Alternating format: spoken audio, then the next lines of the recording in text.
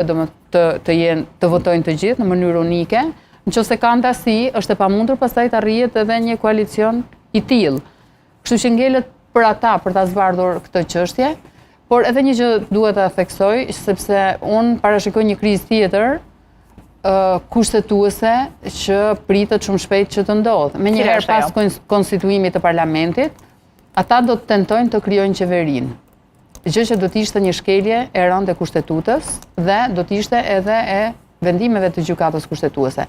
Është jashtëzakonisht e qartë që në këto zgjedhje fillimisht duhet sepse Kosova është me ushtrues detyre, është kryetaria parlamentit që është luan rolin e presidentit. Kosova është pa president, ka shkuar në zgjedhje për presidentin dhe vetëm presidenti mund të mandatojë qeverinë dhe hapi i parë pas konstituimit të parlamentit është zgjedhja e presidentit.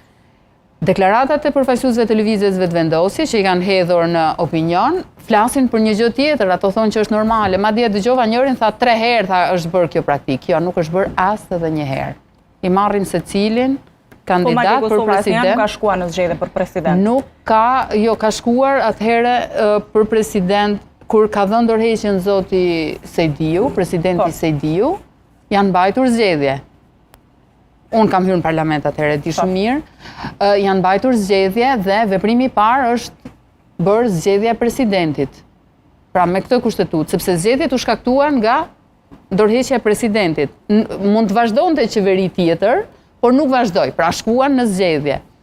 Dhe atëherë, siç e dini, është zgjedhur, fillimisht u zgjodh zoti Pacolli, po u anullua, pastaj u zgjodh zonja Atifete Jajaga.